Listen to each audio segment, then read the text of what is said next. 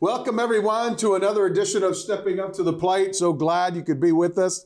We got a lot of scintillating sports talk to get to here. So glad to be joined on the dais by my main man, Al Prizzuti. And off the top, we want to send a shout out to a couple of Milton High stars. First and foremost, congratulations to the Milton High swim team, in particular the boys, who wound up winning the Division II states with an incredible, strong performance. They wound up scoring 225 points combined, which was a 41-point edge over North Andover, finished second, and then Walpole finished in third with 66 points. And in looking at it, what a performance by the boys. I mean, right off the bat, they get a second place in the 200-yard medley relay, I should say. Ryan Kelly, Malachi Buchanan, Colby Moscos, and Jackson Wagner swimming the anchor leg, finished second in 146.28. And then you had a strong performance there by Ryan Kelly, who won the 50-yard freestyle in 23.13 seconds, which was unbelievable. And then you had Andrew Scapicchio winning the 1 meter diving by a combined final score of 358.35 points. And in the 100-yard freestyle, I think this was a huge one for Milton, a big point getter. They wound up going 1 and 2 in that event. Jackson Wagner, Ryan Kelly, they scored 37 points. Jackson Wagner finishing in 48.06, and Ryan Kelly coming in second in 50.75 in the 100-yard freestyle. And so those are some great performances there by those young men. And in the 200-yard freestyle relay, Milton comes on top, led by Aiden Crummy, Tiger Berberich, Tucker Corman, and Ryan Kelly. They finished in 143.50 in that event, and they wound up doing like a great job there. And then, of course, in the 400-yard freestyle relay, Milton comes out on top. Huge 40 points gained in that one, which wound up probably being the margin of victory for them as they finished over North Andover and Braintree. And the quartet there was Ryan Kelly, Malachi Buchanan, Colby Moscos, with Jackson Wagner swimming the anchor leg in a winning time of 3 minutes, 26.93 seconds for the Wildcats. And not to be outdone, the ladies had some stellar performances, in particular from the Boynton sisters. Kaylee Boynton wound up finishing 7th in the girls' 200-yard individual medley in a time of 2:25.35. And not to be outdone, her younger sister, Allison, a freshman, wound up winning the 100-yard butterfly in 59.89 seconds. So congratulations to her. And she also, I believe, had another stellar performance here, but I'm looking for it. Well, in the 400-yard freestyle relay, they both teamed up, Allison and Kaylee, to help the Milton girls finish 7th in that event in 4:01.32. Allison swam the opening leg. Julie Green and Sydney Burns followed, with Kaylee Boynton swimming the anchor leg in that event. So congratulations to them. Congratulations to the boys team. And again, congratulations to the Milton High football team. Unbelievable performance by the Wildcats in their final appearance at Brooks Field last Friday, winning the Division III. Actually, it was Thursday, I believe it was. Thursday. It was Thursday. Yeah. Check me on that. Thursday, because we observed Veterans Day on Friday. And the Wildcats beating undefeated Dartmouth 28-7 in the Elite Eight. And now the Wildcats advance to the semifinals once again for the second year in a row, with a chance, one win away now from Gillette Stadium. And they will face Westfield, the 10th seed, who had an upset win over second-seeded Billerica, 34-33. And on the other side, Al, it'll be Milford, the top seed, playing against fourth-seeded Walpole. So it'll be interesting. Walpole had a 37-31 win over Mansfield. Milford defeated North Attleboro 24-7. And so now you have the potential for a Bay State Conference rematch at Gillette Stadium if both Walpole and Milton advance. And I know that there will be no love lost between these two teams because there's some deep-seated, I guess, rancor between the programs that go way back to the youth level. And it'll be interesting to watch. And, Milton, if it comes to that, Milton gets there and Walpole gets there and we meet, Milton will be the top seed, but Walpole's going to have the home field advantage, being right in their backyard. So, but we're going to hope that all Milton fans turn out Saturday for the semifinals. It's going to be in Shrewsbury at Shrewsbury High, Saturday at 2 o'clock.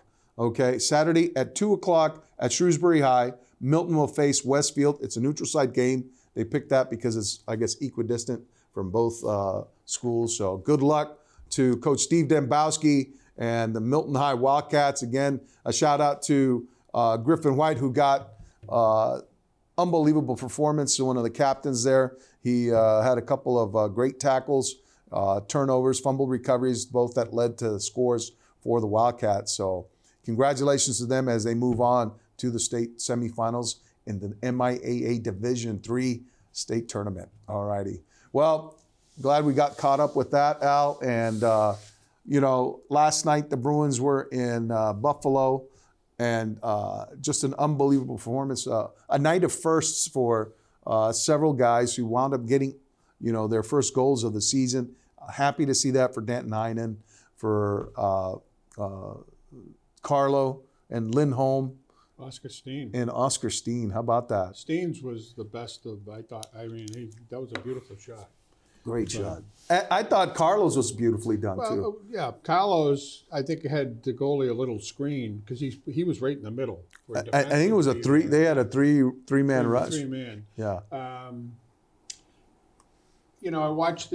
First they were up 3-0 before you even had a chance to get a cup of coffee. Yeah. And but they either felt that Buffalo couldn't do anything in the third. They got 2 goals, yeah. And then they pulled a goaltender, and it could have been down to 2 goals, yeah. 5-3, but it ended up 5-2. I don't think Buffalo. I think Buffalo's an okay team, not a great team. Yeah. They've got some work to do there, but Al, it's interesting though because that previous game in Montreal marked the return of Charlie McAvoy. Yeah. And they took a tough loss in overtime, 3-2 there. Yeah. But he was off. I thought he was off a little in that game. But of course, yeah. Again, letting Montreal win that game was kind of for a team that's in first place. And don't get me wrong, I understand. I don't want to say anything bad about them, but for a team that leads the league in points, right? I don't think they've hit their stride. Oh, no, Al. Especially in the third period especially on the power play. So they've got a lot of work to do. I think the Edmonton deal is no longer. Yeah. I heard the Edmonton said no to anything with Linus Ullmark and whatnot. But I'd rather see Swayman. I think I read DuPont's article, which said, in the Globe, he thought Swayman should get more time. And I agree with him. I think, this every other game doesn't allow a goaltender to get continuity. To get his stride. Yeah. And Swayman deserves, I think, an opportunity to play 2, maybe 3 games in a row. Yeah, but I would agree. I mean, but the thing that I want to discuss, too, was how the Bruins managed to weather and navigate that kind of period of concern when they were down, Grzelcyk down with McAvoy serving a 4-game suspension. I remember you saying that, it's going to be interesting because if they can manage to get 2 points out of those 4 games, that would be considered a success. You said it would be a success. What was your take now, having them navigate that rather successfully? I wasn't as concerned with the 3 guys that they had down. Yeah. I mean, obviously McAvoy is your best defenseman, but the Bruins, did something smart with Shattenkirk, who's a veteran, incidentally. I think Forbert hurt them on penalty killing, not being in the lineup. But Lorai's been playing Yeah. very well for a kid who's, never played in the NHL. So I think that what it shows is that they're deeper on defense than they are on offense, obviously.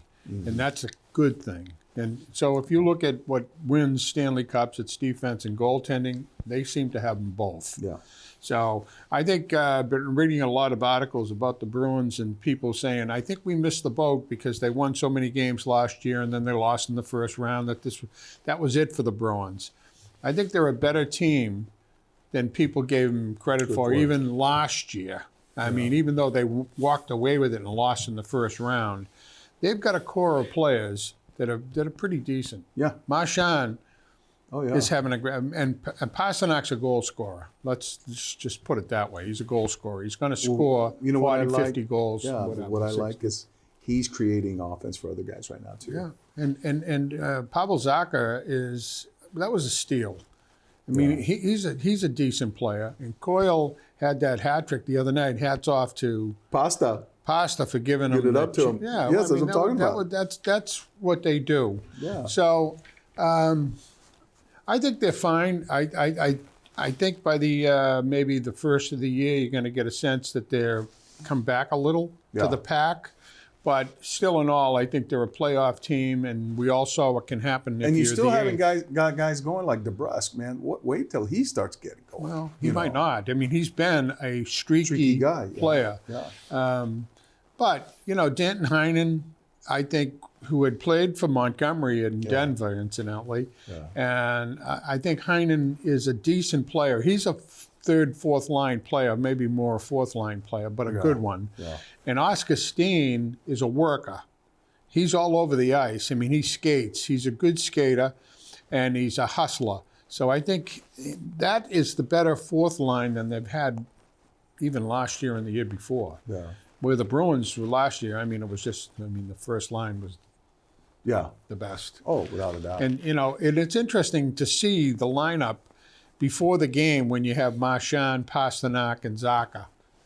I mean, that's a little different than last year. It's a powerhouse. That's a powerhouse lineup. It really is. And they got Montreal. This is going to be interesting. They're going to play Montreal here Saturday, I believe. Yeah. And they're going to have some rest. Well, they're going to have rest. They're not playing until Saturday. Right. And they lose to Montreal up there. And I know they got a point out of it, but still, I'm not a big fan of how they do that. I'd rather see them play on. One winner, one loser, absolutely. as opposed to everybody getting a point and one getting two, one getting one. Right. Anyways, now we got the Celtics. Yes. I think have come back from the reality that everybody thought they were going to be, 80-0, whatever it was. No. But I think when they play the muscle, if you want to call it that. Yeah. Minnesota played them very well. Philadelphia is going to play them very well. Those are two tough teams. And they're two muscle teams, good teams. Did you see the tussle that the Timberwolves got into with the Warriors last night? Yeah. It was like unbelievable.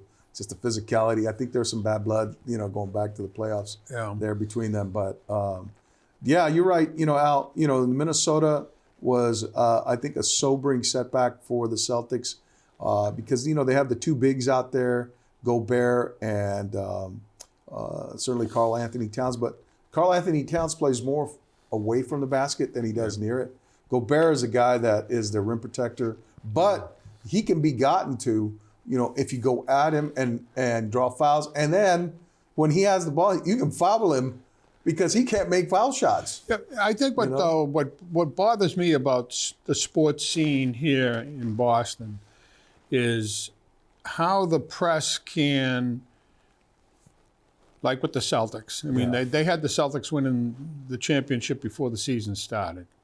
Then they come out and play a 4 or 5 games, and not only did they have, this is the greatest team ever assembled. Well, I mean, they do that all the time. They did the same thing with the Bruins at the start of this year against teams that they should have beaten. Al. That's what we do in the media. Well, we do that to get you going. It doesn't get me going. But here's the thing, Al. Even before that, the Celtics acquired Drew Holiday, right? Yeah. It looked as if the Bucks were going to be that team after they went out and got Damian Lillard. And they added him to the lineup. And that opened up the possibility of Drew Holiday coming here. Yeah. And then when the Celtics acquired Drew Holiday, everyone's going, oh, hey, Celtics now. They just went right up to the top. People were talking about the Celtics as 1, 2, 3 before it. Yeah. The savants. They were never. The basketball savants, automatically saw that, you know what, the Celtics have some weapons. Now they got 4 guys they can put on the floor at any time. Well, I've learned one thing is I watch and draw my own conclusions. I do like reading guys like Shaughnessy because he gives you, he likes to put things out there in a different way that you mightn't like. And you'll be surprised at a take he took this week. Yeah. And we'll talk about that later. But I'm okay with that. But I draw my own. Look at it. I know watching hockey is an interesting thing because in October, November, whenever the season starts, let's say November, you can't judge any team until you get after January because it takes teams a long time to figure out who's their lineup, who's their lines, who's the defense, who they're playing. Yeah. So to judge in November is foolish. The same thing with the Celtics. You know, you can't judge teams right now. You have to look and say, okay, I like what they do. I don't like what they do on certain things. As an example, the Bruins, power play, so-so. Third period play, so-so. Right. That can come back and really hurt them when teams get better. Yeah. Because they get more cohesive. Yes. You know, and then watching the Patriots, you know, they're 2-8. Oh. And you know, if we slide into that, first of all, if Kraft makes a move and says to Belichick, see you later, I think that's a huge mistake. Correct. For obvious reasons. The guy was the franchise for 20 years, arguing that it might have been Brady and him. And him is a very important piece there. I would say, Al, and I would offer up this scenario. At end of season, no matter how it goes, all right, say they lose out. They have a meeting of the minds. And now they're going to get the number 1 pick out of this, right? They cemented the number 1 pick. I can see the scenario playing out where Kraft and Belichick sit down, they evaluate the season, and Kraft says, and not so much an ultimatum, he says, Bill, I'd like you to stay here, but I want you to focus your efforts on the field. Let us handle the evaluations of the talent. You know, we've got an important pick to make. Certainly you can make your input, but at the end of the day, we're going to have this GM make that pick. We need to have them focus their efforts on that, and I need you to focus your efforts on the field, putting together your staff, making sure that you're developing the guys that you have in the right way so that we have at all times the proper personnel on the field. You know what? Do you think Belichick buys that? Okay. No.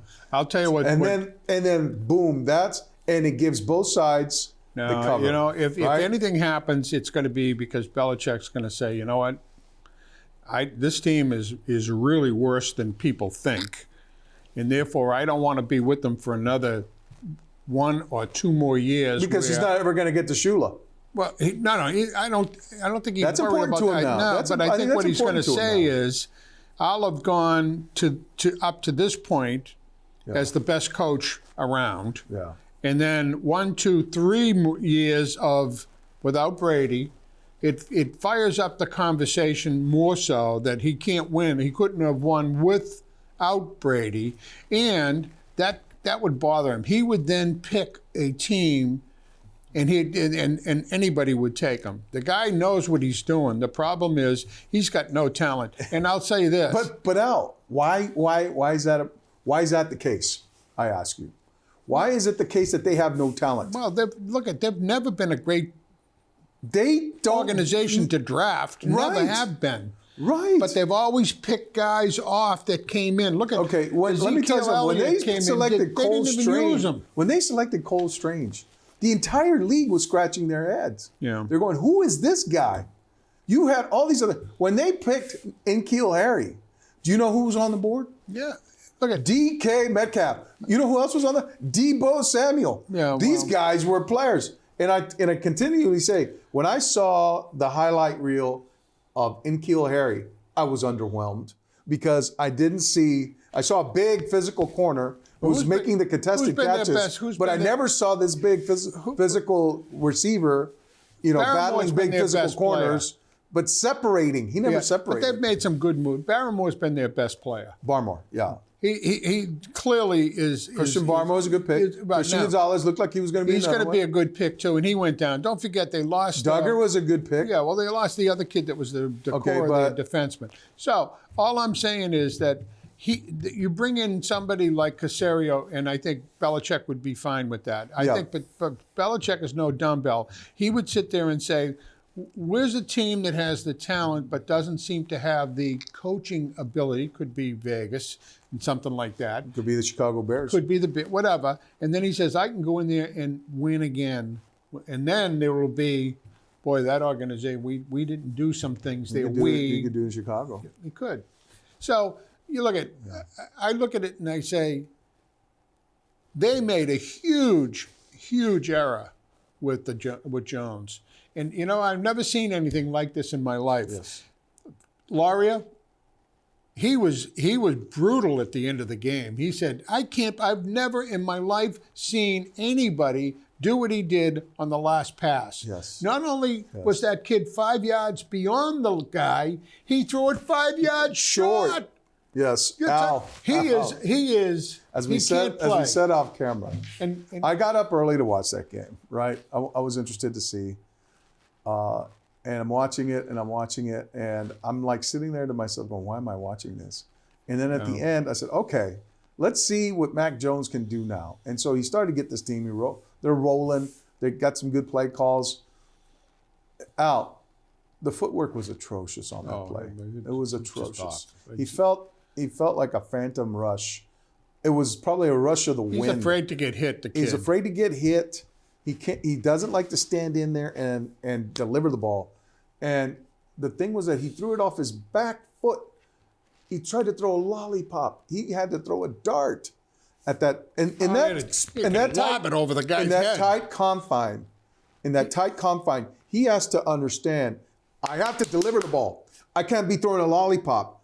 I got to throw a dart. Mm-hmm. He doesn't get that. And time and again, that's happened. And Al, I've never, ever done this in my life. I yelled at the TV when that happened. I was like, what are you doing? What are you doing? Why are you throwing it off your back foot? I yelled it so loud my neighbors probably heard. But you know what? You look at Bill Belichick's reaction, and it was precisely the same. Yeah. And you know what? It was precisely the same at that moment. And everyone came to the same conclusion. Well, look at he's done. Well, he's done as his quarterback. Best. Here's the problem. If he doesn't play against the Giants, they have no option. Well, they don't. And what Laria said, which is absolutely correct, they can't win with Jones, so you can't win with Zappy, you can't win with... You know what? Bring Malik Cunningham in here. Get him ready. You get him ready. With any of them. Let the fans have some fun. Yeah. Watch this guy run around, create some excitement. Win, lose, whatever. It doesn't matter now because they're 2-8, Al. They're in an irretrievable tailspin right now in Foxborough. Well, they have a lot of issues to sort out. They have a quarterback who is in a complete confidence crisis right now. And it's only exacerbated by the fact that when they had a chance to win the game, they went to the backup. Yeah, well, but here's the interesting thing. It was a damning indictment. Have you ever heard current players and McCourty and guys like that, Laurier and all that, ever say as many bad things about a player as they've said about Jones? Yeah. I've never seen that. Yeah. I mean, they all would go, well, he's got no line, he's got this. And here's the thing. That's all done now. Here's the thing. If he were sitting here right now, you'd be surprised who would be defending him right now. Not me. Dan Shaughnessy. Well, maybe. Dan Shaughnessy, the guy who says, he gives you the take, tells you like it is. He says, you know what? I feel sorry for this guy.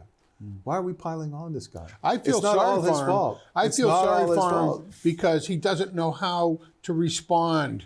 He looks like he almost looks like he's a high school kid playing with the big guys. Yeah. Yeah. He doesn't know how to. All I would say is, look, I'm not taking any more questions. About how do I feel about this. We lost the game. Now, if you want to look at the tape like I'm going to look at the tape, okay, you might find out that there are extenuating circumstances of why things don't happen. But I own a lot of it. Well, and that's it. See you later. He do what Belichick doesn't get on. But you know what? And here's where Shaughnessy gives the kid credit. The kid was accountable. He went. He said he got up there in front of everybody and he said, "That was my throw. It was a bad throw. I shouldn't have made that throw. He hasn't had a good game this year. Or last You're talking year. 10 last year. He had a decent start, fairly decent start, but. You know what? As a rookie, he had a very decent until he got hurt. What did O'Brien do to him when he was? He lit him up. Lit him up. I would have been doing the same thing. But that throw, I would have been saying, "What the hell are you thinking? What are you looking at?" He walks off the field. He takes you had his 3 guys off. wide open. Well, you had 3 guys wide open. He never sees anybody else. No, all he saw was the rush, and he had to get it. I looked at the replay of that, and he got that ball off so quickly off his back foot. And he threw it sidearm practically. He had nothing on it. I'm wondering, does he have any more arm strength left? I don't think he ever had arm strength. What he was supposedly accurate and sure. He doesn't throw a ball over 20 yards. Look at the throw that he could have had, that he threw over everybody's head that the other team could have caught because it went over his receiver's head in the end zone. He doesn't know how to play. He doesn't have touch. He's a college quarterback. System quarterback. More and more now we're looking at him and saying, yeah, he was a system quarterback who's surrounded by wealth of talent at Alabama. Right. Didn't have to carry the team like he does here. And it's a different animal here because a quarterback, a lot of decisions rest on his shoulders, and you're called upon to be a manager of the game. Wow. And you got to keep your team out of bad plays. As a quick aside, you look at this kid, Poitras of the Bruins. What he is he makes good decisions. He knows how he has a sense of the game. That's why he's there. And you look at Jones, has no sense of the game at all. And it's clear that's the case. I can't defend him because I've never seen anybody at that level making what he makes repeatedly. That bad. Repeatedly. This season it's been repeated. So change could be in the offing here. We have a bye week, so we'll see next week when the Giants come down. They got to go down there. Well, if they got to go down there, which is going to be even better. Yeah, but if Buffalo keeps losing, maybe Allen will come here. I'll take Allen over Jones any day. All righty. Well, that's going to do it for us today. Thank you so much for joining us here on Stepping Up to the Plate. I invite you to get out to Shrewsbury on Saturday, 2 p.m. Milton High football team will be going for a return to Gillette Stadium. Can you believe that? Let's go, Wildcats. Come on. Everybody be proud, be loud, get out there, Shrewsbury. Hope to see you out there. All righty. See you next time. Take care, everybody.